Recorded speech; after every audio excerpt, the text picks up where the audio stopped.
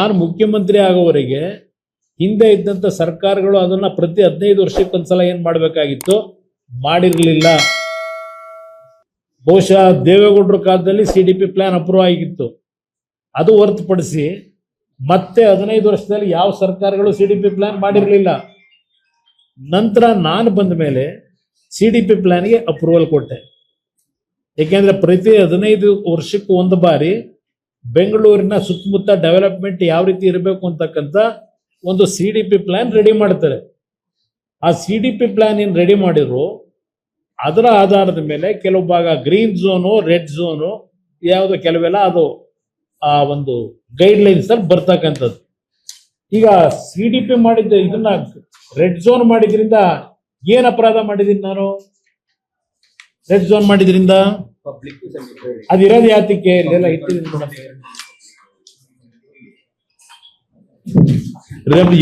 ಒಂದ್ 100 ಬಾರಿ ಹೇಳಿದ್ರು ರೆಡ್ ಝೋನ್ ಯಾಕೆ ತೆಗಿಲಿಲ್ಲ ಕುಮಾರಸ್ವಾಮಿ, ನನ್ನೇನೋ ಹೇಳೋರೆ. ಅಯ್ಯೋ ನಾನೇನಾದ್ರೂ ತೆಗೆದು ಬಿಟ್ರೆ ನಾನು ಡಿನೋಟಿಫಿಕೇಶನ್ ಮಾಡಿ ನಾನು ಜೈಲಿಗೆ ಹೋಗಲ್ಲ. ಡಿನೋಟಿಫಿಕೇಶನ್ ಮಾಡೋದಿದೆಯಲ್ಲ ಬ್ರದರ್, ಅದು ಯಾವಾಗ ಹೋಯ್ತಾರೆ ಡಿನೋಟಿಫಿಕೇಶನ್? ಅದಕ್ಕೆ ಸಿದ್ದರಾಮಯ್ಯನವರು ಈಗ ರೀಡು ಮಾಡಿ 500 ಎಕರೆ ಅರ್ಕಾವತಿ ಲೇಔಟ್ ಅಲ್ಲಿ ಡಿನೋಟಿಫಿಕೇಶನ್ ಮಾಡಿದ್ರಲ್ಲ, ಏನ್ ಜೈಲು ಹೋದ್ರ? ಕಳಿಸಿದೀರಾ? ಯಾವಾಗ ಇದು ಹೋಗೋದು ಡಿನೋಟಿಫಿಕೇಶನ್ ವಿಷಯದಲ್ಲಿ? ಯಾರಾದ್ರೂ ಅರ್ಬನ್ ಡೆವಲಪ್ಮೆಂಟ್ ಮಿನಿಸ್ಟರ್ ಆಗಿ ಯಾರೋ ಸತ್ತಿರ್ತಕ್ಕಂಥ ಪ್ರಾಪರ್ಟಿನ ಅಧಿಕಾರ ದುರುಪಯೋಗ ಪಡಿಸ್ಕೊಂಡು ಸತ್ತಿರ ವ್ಯಕ್ತಿದು ಹೆಬ್ಬೆಟ್ನ ತೋರಿಸ್ಕೊಂಡು ಡಿನೋಟಿಫಿಕೇಶನ್ ಮಾಡಿಸ್ಕೊತಾರಲ್ಲ, ಅವ್ರು ಜೈಲಿಗೆ ಹೋಗ್ತಾರೆ. ಬಹುಶಃ ಅದು ಭಯ ಆಗಿರ್ಬೇಕು ಅವರಿಗೆ, ಅದಕ್ಕೆ ಭಯ ಪಡಿಬೇಕು. ಇಲ್ಲಿ ರೈತರು ಭೂಮಿ ಡಿನೋಟಿಫಿಕೇಶನ್ ಮಾಡಕ್ಕೆ ಇಲ್ಲಿ ಡಿನೋಟಿಫಿಕೇಶನ್ ಮಾಡಿ ಯಾವ ತರ ಹೋಗ್ಬೋದು ಅಂತೇಳಿ ಉಳ್ಕೊಳ್ಳೋದಿಕ್ಕೆ ಪಾಪ ವ್ಯಕ್ತಿ ಏನೇನು ಮಾಡಿದ್ರು ಆ ಡಿನೋಟಿಫಿಕೇಶನ್ ಮಾಡಿಸ್ಕೊಂಡ್ರೆ ಅದು ಗೊತ್ತು ನನಗೆ. ಇಲ್ಲಿ ಸಾರ್ವಜನಿಕವಾಗಿ ರೈತರನ್ನು ಉಳಿಸೋದಕ್ಕೆ ಡಿನೋಟಿಫಿಕೇಶನ್ ಮಾಡಿದ್ರೆ ಯಾರು ಜೈಲಿಗೆ ಕಳಿಸಲ್ಲ.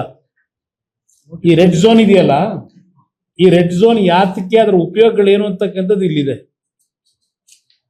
ಯಾತಕ್ಕೆ ಪದೇ ಪದೇ ರೆಡ್ ಝೋನ್ ಹೇಳ್ತೀರಿ? ಈ ರೆಡ್ ಝೋನ್ನ ಅನಾಹುತಗಳು ಏನಿದೆ ಹೇಳಿ, ಅನುಕೂಲಗಳು ಅನಾಹುತಗಳು. ಪದೇ ಪದೇ ಆ ಪದ ಬಳಸ್ತಿರಲ್ಲ. ಇಲ್ಲಿ ಪರಮೇಶ್ವರ್ ಏನ್ ಹೇಳ್ತಾರೆ, ನಾನೇ ಮುಖ್ಯಮಂತ್ರಿ ಇದ್ದಾಗ 2018ರಲ್ಲಿ ಮಾಗಡಿ ವಿಧಾನಸಭಾ ಕ್ಷೇತ್ರದ 38 ಹಳ್ಳಿಗಳನ್ನು ಒಳಗೊಂಡಂತೆ ಒಟ್ಟು 9,178 ಎಕರೆ ರೈತರ ಜಮೀನನ್ನು ಬಿಡದಿ ಟೌನ್ಶಿಪ್ ನಿರ್ಮಾಣಕ್ಕಾಗಿ ಅಧಿಸೂಚನೆ ಮೂಲಕ ಸ್ವಾಧೀನಪಡಿಸಿಕೊಂಡಿದ್ದು ರೈತರಿಗೆ ಪರಿಹಾರ ನೀಡದೇ ಇರುವುದು ಸರ್ಕಾರದ ಗಮನಕ್ಕೆ ಬಂದಿದೆಯಾ? ಪ್ರಶ್ನೆ. ಸರ್ಕಾರದ ಆದೇಶ ಸಂಖ್ಯೆ ಸೋ ಬೆಂಗಳೂರು ಮಹಾನಗರ ಪಾಲಿಕೆ ಪ್ರದೇಶಾಭಿವೃದ್ಧಿ ಪ್ರಾಧಿಕಾರದ ವತಿಯಿಂದ ಬಿಡದಿ, ಸಾತ್ತೂರು ಇವೆಲ್ಲ ಏನ್ ಹೇಳಿದ್ದಾರೆ, ಪ್ರಾಯೋಗಿಕವಾಗಿ ಟೌನ್ಶಿಪ್ ಆಗಿ ಅಭಿವೃದ್ಧಿಪಡಿಸಿ ಸರ್ಕಾರದ ಅನುಮೋದನೆ ನೀಡಲಾಗಿರುತ್ತದೆ.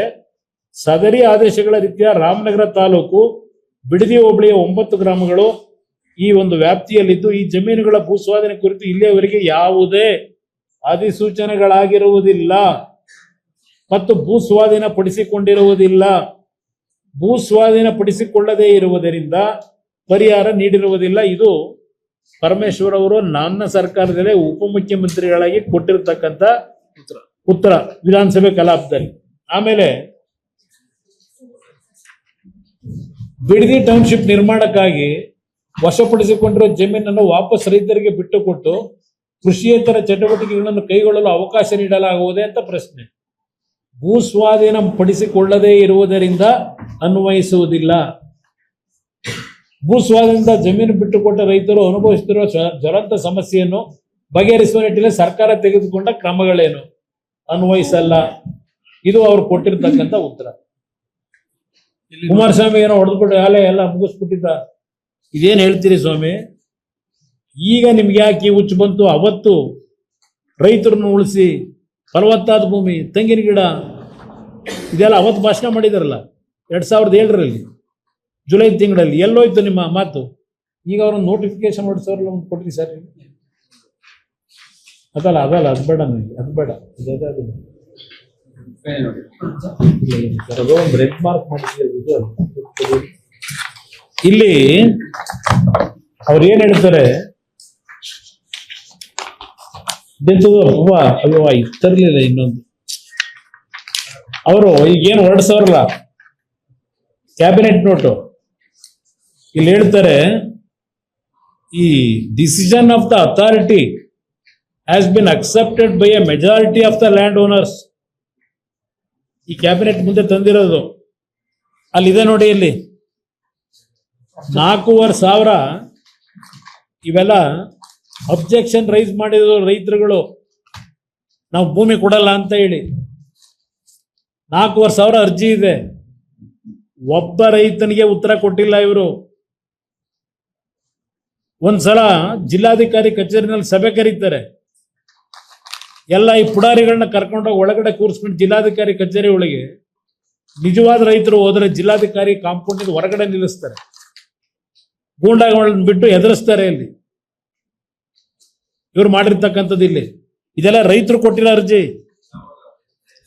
ಇದು ಯಾವಾಗ ಪ್ರಿಲಿಮಿನರಿ ನೋಟಿಫಿಕೇಶನ್ ಮಾಡಬೇಕು ಅಂತ ಹೊರಟ್ರಲ್ಲ 2025 6 ನವೆಂಬರ್ 25 ಕೊಟ್ಟಿರೋದು ಅಬ್ಜೆಕ್ಷನ್. ಇಲ್ಲಿ ಅಬ್ಜೆಕ್ಷನ್ ಕೊಟ್ಟಿರೋದು ಜಿಲ್ಲಾಧಿಕಾರಿಗಳ ಕಚೇರಿಗೆ 6/11/2025 ಕೊಟ್ಟವರೆಲ್ಲ ಹಲವಾರು ಜನ. ಇದಕ್ಕೆ ಒಬ್ಬ ರೈತನಿಗೆ ಉತ್ತರ ಕೊಟ್ಟಿಲ್ಲ ಇವರು. ಇದನ್ನೆಲ್ಲ ತಗೊಂಡೋಗಿ ಇಟ್ಕೊಂಡ್ಬಿಟ್ರೆ ಅಲ್ಲೇ. ಇದು ಈ ಸರ್ಕಾರ ಅದೆಂತದ ಎಂತ ನೆನ್ನೆ ಏನೋ ಹೇಳೋರಿಲ್ಲ, ಪ್ರಜಾಸೇವೆ ಇದು ಮಾಡ್ತಾರಂತಲ್ಲ ಕ್ಯಾಬಿನೆಟ್. ಇದೆಯಾ ಪ್ರಜಾಸೇವೆ ಮಾಡೋದು? ಇದೆಯಾ ಪ್ರಜಾಸೇವೆ? ಇಲ್ಲಿ ಏನ್ ಹೇಳಿದ್ರು, majority of the land owners ಒಪ್ಕೊಂಡ್ರು ಅಂತ ಹೇಳ್ತಾರೆ. Among the privately owned lands notified for acquisition, the land owners have expressed their willingness to receive compensation in cash for 50% ಅಂತೆ of the land and developed sites for the remaining 50% ಅಂತೆ. ಇವ್ರು ಹೇಳ್ಕೊಂಡವ್ರೆ 50% land value ಕೊಡೋದು, 50% site ಕೊಡೋದು ಇವರಿಗೆ. ಆಮೇಲೆ ರಚನೆ ಆದ್ಮೇಲೆ ಇವತ್ತಿಲ್ಲಿ 30 ವರ್ಷದ್ದು ನಡೀತಾ ಇದೆಯಲ್ಲ ನೈಸ್ ಕಂಪನಿದು, 4,000 ಜನ ಅವತ್ತೇನು ಜಮೀನು ರೈತರು ತಗೊಂಡ್ರು. 1996ರಿಂದ ಶುರು ಮಾಡಿದಾರಲ್ಲ, ಇವತ್ತಾಲೆ 30 ವರ್ಷ ಆಗೋಗಿದೆ. ಅದ್ರ ಪೀರಿಯಡ್ ಮುಗಿದೋಗಿದೆ. ಮುಖ್ಯಮಂತ್ರಿಯಿಂದ ಹಿಡಿದು ಎಲ್ಲಾರ್ಗೂ ಪತ್ರ ಬರೆದಿದ್ದಾರೆ. ಆ ನೈಸ್ ಕಂಪನಿಯವರು ಸೈಟ್ ಕೊಡ್ತೀವಿ ಅಂತೇಳಿ, ಇನ್ನೂ ಕೊಟ್ಟಿಲ್ಲ, ಕೊಡಿ ಅಂತ ಹೇಳಿ 30 ವರ್ಷ ಇದೇ ನೈಸ್ ಕಂಪನಿನಲ್ಲಿ. 4,000 ಜನ ಅರ್ಜಿ, ಇನ್ನೂ ಅವ್ರ ಸೈಟ್ ಕೊಟ್ಟಿಲ್ಲ. ಅವರಿಗೆ ಲ್ಯಾಂಡ್ ಲೂಸರ್ಸ್ ಏನಿದ್ದಾರೆ, ಅವ್ರು ಜಮೀನು ಕೊಟ್ರಲ್ಲ ಆ ಪ್ರಾಜೆಕ್ಟ್ಗೆ, ಸೈಟ್ ಕೊಡ್ತಕ್ಕಂಥ ಅಗ್ರಿಮೆಂಟ್ ಆಗಿ ಇವತ್ತಿನವರೆಗೆ 30 ವರ್ಷ ಆದ್ರೂ ಸೈಟ್ ಕೊಟ್ಟಿಲ್ಲ. ನಿಮ್ಮನ್ನ ಯಾವ ಗ್ಯಾರಂಟಿ ಮೇಲೆ ನಂಬ್ತೀರಿ? ಈಗ ಇದು ಮಾಡಿದ್ದು ನೀವೇ. ಅವತ್ತು BMICPA ಅಂತಕ್ಕಂಥ ಪ್ರಾಧಿಕಾರ ಮಾಡಿ ಬೆಂಗಳೂರಿನಿಂದ ಶ್ರೀರಂಗಪಟ್ಟಣದವರೆಗೆ ಇವರೇ ಚೇರ್ಮನ್ರು. ಇದೇ ಮಹಾನ್ ಭಾವ, ನಾನಲ್ಲ, ಪಿತಾಮಹ, ಆ ನೈಸ್ ಕಂಪನಿ ಪಿತಾಮಹ. ಅವ್ರಿಗೆ ಸೈಟ್ ಕೊಡ್ಲಿಲ್ಲ.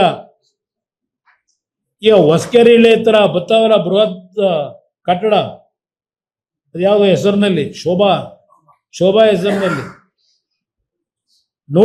ಡಿನೋಟಿಫಿಕೇಶನ್ ಮಾಡಿಸ್ಕೊಂಡು, ಇದೇ ನೈಸ್ ಕಂಪ್ನಿ ಕೆಣಿ ಹತ್ರ NOC ತಗೊಂಡಿದ್ದೀರಲ್ಲಪ್ಪ, ಯಾರ ಹೆಸರಿಗೆ ತಗೊಂಡ್ರಿ? ಯಾರು ಕೊಟ್ಟವರು? ಡಿನೋಟಿಫಿಕೇಶನ್ ಮಾಡಿಸ್ಕೊಂಡ್ರಲ್ಲ. ಹಾಗ್ಯಾಕೆ ನಿಮ್ಮ ಜೈಲಿಗೆ ಕಳಿಸ್ತಿಲ್ಲ ಯಾರು? ಇನ್ನು ಕಟ್ತಾ ಇದ್ದೀರಲ್ಲ, ಮಾಡಿ ಮೇಲೆ ಕಟ್ತಾ ಇದ್ದೀರಲ್ಲ. ಇವತ್ತು ಈ ರೈತರಲ್ಲಿ ಹೇಳ್ತಾ ಇದ್ದೀರಿ 50% ಕಾಂಪನ್ಸೇಷನ್, 50% ಲ್ಯಾಂಡ್ ಕೊಡ್ತೀರಾ. ಎಷ್ಟು ವರ್ಷ ಆದ್ಮೇಲೆ ಕೊಡ್ತೀರಾ ರೈತನಿಗೆ?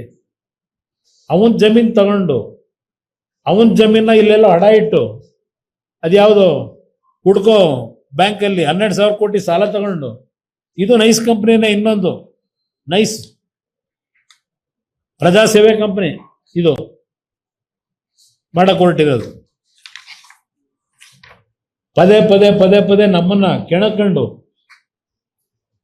ಈ ರೀತಿ ಜನಗಳನ್ನ ಯಾಮಾರಿಸಿ ಆ ರೈತರನ್ನ ಬೀದಿಗೆ ತಂದು 450 ದಿವಸ ಆಗಿದೆ. ಅದೆಲ್ಲೋ ಅಲ್ಲೆಲ್ಲೋ ಹಂಚಿಪಳ್ಳಿದ ದೊಡ್ಡಿ, ಅಲ್ಲೆಲ್ಲ ಹಂಚಿಪುರದ ದೊಡ್ಡಿಲಿ ಅಲ್ಲಿ ಯಾವ್ದೋ 4 ಬ್ಯಾನರ್ ಕಟ್ಸಿ ಯಾರೋ 4 ಜನ ರೆಡಿ ಮಾಡ್ಕೊಂಡು, ಓ ನಮ್ಮ ಜಮೀನು, ನನ್ನ ಮಕ್ಕಳೆಲ್ಲ ಅಲ್ಲೆಲ್ಲೋ ಬೆಂಗಳೂರಲ್ಲಿ ಕೆಲಸದಲ್ಲವ್ರೆ,